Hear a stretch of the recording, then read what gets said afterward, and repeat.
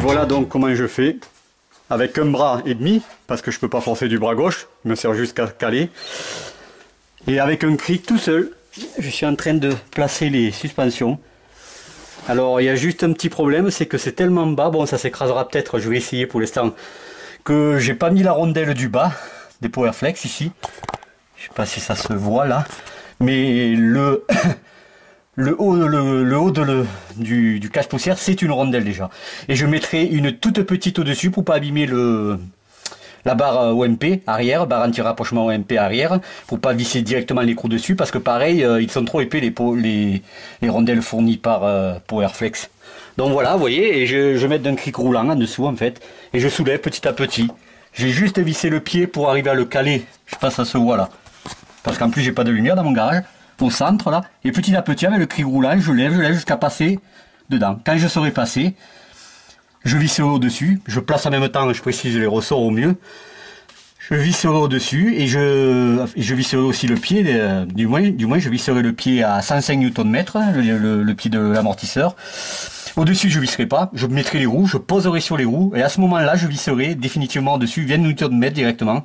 J'espère y arriver sans problème vu parce que j'ai peur qu'il reste peu de filetage, mais bon ça s'écrasera normalement. Et en fait si vraiment ça s'écrase de beaucoup plus que j'imaginais, mais j'ai peur avec ces ressorts durs de 7 kg là, tarage, je recommencerai un autre jour le montage type avec les vraies rondelles des Powerflex. Là en fait c'est un test, voilà. Et tout ça donc tout seul avec un bras. Un bras et demi, mais grâce au cric roulant là que vous voyez, je m'éclaire pour le voir, ben je peux me débrouiller tout seul en faisant petit à petit, vous voyez. Pour l'arrière, il n'y a pas besoin d'être deux ou de se tordre en deux grâce à ce petit cric roulant qui soulève le train. Vous voyez, le ressort, je le place quand même moi, parce qu'il n'était pas, c'est moi qui le mets avant de complètement le serrer, parce que pour l'instant j'utilise que les coupelles en caoutchouc d'origine, qui sont donc ancrées dans les ergots de la caisse. Et je place le ressort quand même, je sais pas si ça se verra, voilà, je le place moi-même avant, parce que sinon il ne se serait pas mis au milieu. Alors je précise que ces ressorts font 6 cm, donc j'aurais pas pu monter les coupelles dures Goupen qui valent 50 € pièce, 200 €, parce qu'elles sont faites pour des ressorts au diamètre de 12 cm, le double. Donc ce ressort est vraiment tout petit, et je pense, selon Monsieur Verrouge, il m'a dit ça suffira, rien que les coupelles en caoutchouc d'origine, quoi. Voilà, on verra ça. Donc je place là, je vais de l'autre côté. Et vous voyez, le ressort il n'y est pas, je ne sais pas si ça se voit bien. Hop, c'est moi qui vais le placer, si j'arrive. Voilà, je vais le placer là comme ça. Voilà. Là maintenant, écoutez, c'est centré, ça dépasse en haut. Donc je vais pouvoir lever complètement. Vous voyez, ça dépasse. Là aussi, allez, on y va un peu plus franchement, avec le cric roulant toujours. Normalement ça arrive, ouais, les ressorts, ouais, ils sont pris, je les vérifie, voilà. De l'autre côté, alors c'est un peu plus long naturellement seul, mais ça occupe, on va dire. Avec ce bras que je peux pas forcer, c'est placé aussi, on le lève, allez. Il faut que je plaque le cylindre bloc inférieur. Voilà, vous voyez, ça sort là.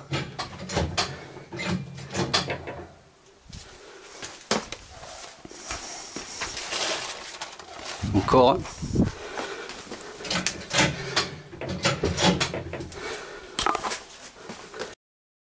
Donc j'ai placé un cylindre bloc.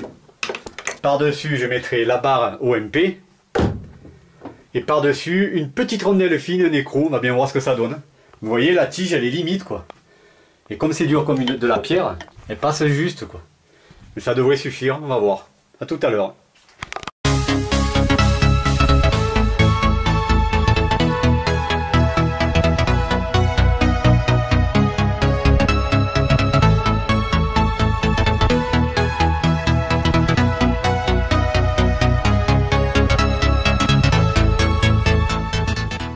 Démonstration amusante pour vous montrer la rigidité et le bois que c'est devenu désormais, montre arrière.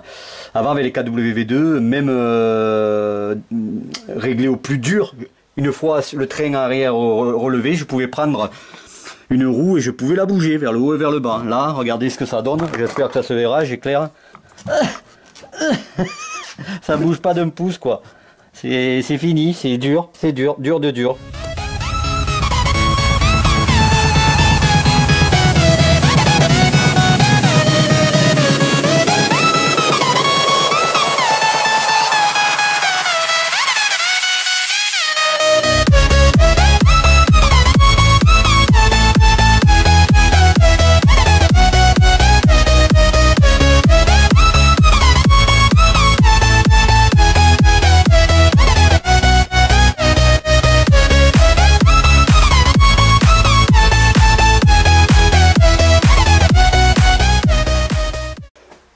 Et bien voilà la suite donc de mes aventures avec ces nouvelles suspensions Via Rouge. Donc le résultat du premier montage que vous avez vu avant, niveau rigidité, c'est parfait, c'est même du bois donc mais ça je m'y attendais, hein, c'est vraiment spécialisé pour le circuit. Mais par contre, ce que je craignais est arrivé, ça relève un peu trop haut le derrière de la Clio, quoi, de la pistarde, 100% sur remorque, plateau je le rappelle. Et donc si je veux vraiment aligner avec le réglage aux petits oignons que j'avais, je suis obligé de remonter de plus de 2 cm devant. Ça fait trop, c'est au-dessus de la limite que j'avais prévue. D'autant que Monsieur Varouge m'avait annoncé une mesure qu'on a pris ensemble sur les RS1 de 295 mm, donc 29 cm 5, et moi je me retrouve à 305, à 31 cm dessus. Donc c'est trop, donc j'ai envoyé un mail en retour, comme c'était prévu, à Monsieur Viarouge, ou avec des photos où je lui disais que c'était parfait niveau rigidité, c'est même dur de dur, voilà, alors, rien que là je le fais à l'instant en vous parlant, mais la hauteur ne va pas, quoi. Ça m'oblige à trop lever la hauteur de caisse et donc à relever le centre de gravité si important, comme vous le savez, sur une voiture sportive, surtout sur une pistarde qui peut profiter du fait que la piste c'est des revêtements parfaits et plats, hein, contrairement au rallye où ils relèvent parce qu'avec les aspérités et les déformations de la route on ne peut pas le faire. Donc c'est trop pour moi, alors je lui ai envoyé en lui demandant quelle solution il me proposait. De mon côté, j'ai passé une bonne partie avancée de la nuit même à rechercher une solution que j'ai trouvée, je pense, ce matin à l'instant, à 9h30 pour vous dire, le sympathique Monsieur Varouge et ceux qui prouvent son SAV, je ne sais pas si d'autres auraient fait ça entre nous, m'a carrément téléphoné lui-même pour me proposer une solution qui rejoint la mienne. Donc tout simplement, j'ai passé une soirée à surfer moi et j'ai trouvé, le but c'était que je trouve le même ressort en plus court, et j'ai trouvé un catalogue de tous les ressorts fabriqués par HR, tous les ressorts compétition, et chance, le mien qui je le rappelle donc est un 140-60-070, c'est-à-dire qu'il fait 14 cm de haut, 6 cm de diamètre et une rigidité de 7 kg cm, je voulais conserver ça, existe en 4 tailles.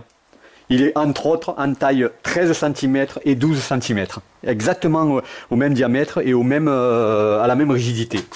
Les quelques détails qui changent, c'est la compression minimale et maximale et le poids supporté n'influencent pas. Donc miracle, je me suis dit ça va être peut-être ça, et effectivement c'est ce qu'il m'a proposé. Sauf que même moi je lui rends service parce qu'il n'avait pas le catalogue complet que moi j'ai trouvé au format PDF et que j'ai même converti au format Excel sur un site anglais ou allemand dans la nuit. Donc même lui est content puisque je vais lui envoyer ce catalogue et ça va servir à tous ses futurs clients, hein, de tous les ressorts fabriqués par HR au niveau compétition. Donc lui m'avait proposé le 120 et puis j'ai dit mais il existe aussi un 130, ça y est rabaissé de 1 cm puisque moi j'ai 14 cm, il fait 13.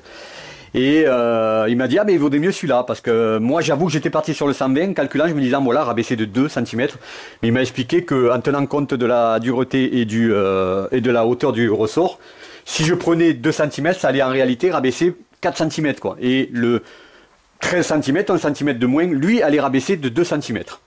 Donc je pars pour faire un échange standard, hein, ça me coûtera juste rien l'envoi des ressorts 14 cm et lui va m'envoyer des 13 cm. Mais ça ne reste pas là. Et c'est là que M. Verrouge intervient avec son niveau de compétence. Il faut quand même penser au fait que le ressort étant plus court, peut-être que avec l'amortisseur qui est taillé pour un ressort de 1 cm plus haut, le ressort ne tiendra pas quoi là. Il va tomber.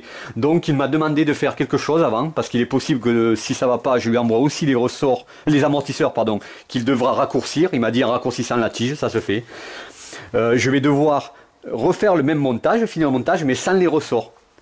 C'est-à-dire je vais visser les amortisseurs, normal, mais sans les ressorts, de manière à mesurer l'espace entre les deux coupelles en caoutchouc, sans le ressort, pour voir si le ressort de 13 cm ne tombera pas, et donc si je pourrais conserver tel quel le montage des amortisseurs. Si jamais c'est lui qui décidera, la mesure ne va pas, eh bien, je lui renverrai aussi les amortisseurs. Heureusement, entre parenthèses, j'ai conservé le carton, donc je renverrai tout dans son carton, pour qu'il revoie aussi la longueur de l'amortisseur adaptée à la nouvelle longueur du ressort. Bon, je tenais aussi à préciser ça, Monsieur Villarouge, quoi. Je ne sais pas si j'avais fait avec les deux autres qui ne m'ont pas répondu, je rappelle, s'ils m'auraient trouvé, me rappelé aussi vite, dès le lendemain de mon envoi de mail, et si on aurait trouvé cette solution aussi rapidement, hein. Je peux vous dire, hein. Donc je regrette absolument pas, hein. En plus, comme je disais sur un site, un groupe Facebook, je suis aussi assez franchouillard, moi. Si la qualité est là, et Villarouge, c'est de la qualité, je préfère faire travailler des boîtes françaises. Dans l'immédiat, les aléas de la mécanique, surtout quand on arrive à un domaine aussi pointu que ça, hein, je vais devoir tout remettre le cul de la Clio sur chandelle, remettre en dessous pour assurer le cric roulant sur le train, et puis le descendre suffisamment, redévisser dans les têtes de suspension et descendre suffisamment pour enlever les ressorts, pour remonter le tout sans les ressorts, et prendre cette fameuse mesure de l'espace libre des ressorts pour voir s'il est aussi utile que je lui envoie en même temps les amortisseurs pour qu'ils les raccourcissent adaptés à la nouvelle, aux nouveaux ressorts qui feront 13 cm au lieu de 14.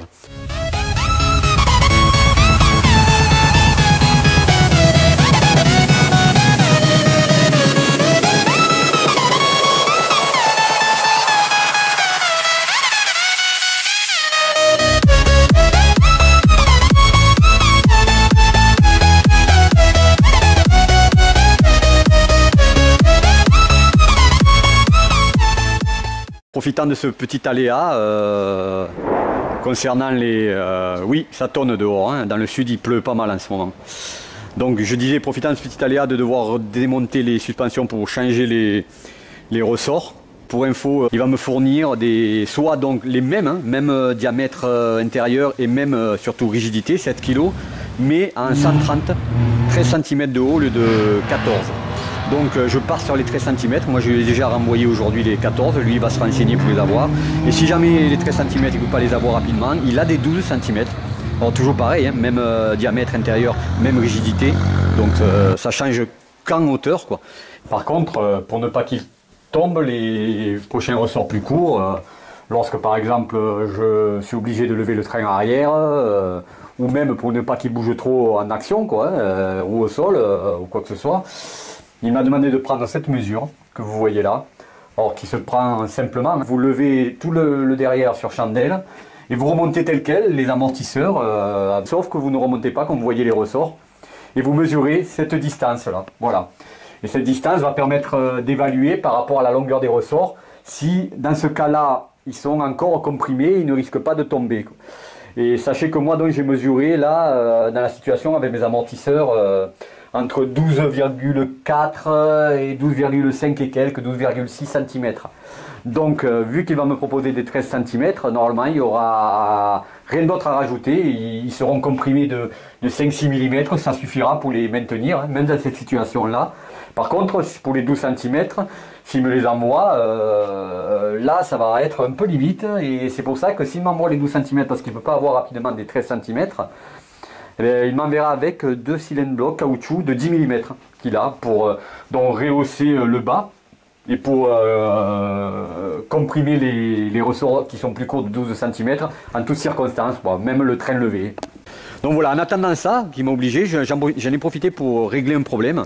Je vais vous le montrer donc, ce problème. Alors c'est au niveau des butées supérieures, des cylindres blocs de tête d'amortisseur, hein. J'ai acheté les Powerflex. Powerflex fournit donc des centreurs propres qui sont très bien puisque, hop, vous voyez, ils se rentrent, ils tiennent par eux-mêmes, donc aucune vibration, hein, ils tiennent en force. Sauf que l'intérieur de Powerflex est prévu pour du stock, pour des tiges stock, des amortisseurs stock qui sont bien moins épaisses, en tout cas qui sont moins épaisses que celles des amortisseurs Villarouge. Il faut 10 mm pour les amortisseurs Villarouge. Donc en attendant, hier, j'avais monté les centreurs que fournit Villarouge avec ses ressorts, qui eux s'enfoncent très bien dans les têtes de suspension, l'épaisseur. Par contre, vous voyez, ils tiennent pas. dans le centre des Powerflex. Au contraire, eux, c'est le diamètre extérieur qui n'est pas assez important. Alors je l'avais mis comme ça occasionne, oh, c'est très peu, ça centre, ça c'est clair, mais ça occasionne peut-être des vibrations, parce que ma voiture elle vibre de partout naturellement, qui peut-être que peut-être j'entendais. Donc j'ai profité de cet aléa pour trouver un usineur qui m'agrandisse le diamètre intérieur afin que je puisse mettre les définitifs, les prévus par Powerflex, qui eux tiennent et sont bien rigides et attachés aux deux cylindres blocs, celui d'en dessous et celui du dessus de la tête d'amortisseur. Le truc c'est que le gars, je vais devoir y retourner demain parce que je lui ai demandé 10 mm. Alors je sais pas s'il m'a fait réellement 10 mm ou s'il faut faire 11 mm, mais je viens d'essayer, ça passe toujours pas quoi, malgré l'agrandissement. Donc demain j'y retourne et je vais leur dire de me le faire à 11 mm. Je vais amener, maintenant que j'ai déposé l'amortisseur, le modèle comme celui-là. S'il me dit que c'est trop fin, que ça risque de casser, eh ben tant pis, je casserai les Powerflex et je mettrai ceux de via rouge quoi. Hein. Fait gratuitement, je précise, ils sont tous sympas ces métallos là. Ils font ces petits trucs comme ça, ils vous les font gratuitement. Voilà, sachez que les centreurs fournis par Powerflex avec ces Black Series, ces butées de tête d'amortisseur arrière, ne sont pas assez larges à l'intérieur, n'ont pas un diamètre assez large pour s'enfoncer dans les têtes de suspension. Il faut les agrandir non pas à 10, puisque moi je l'ai fait, mais à 11 mm, ou les faire agrandir. Voilà, c'était tout. Allez, à suivre.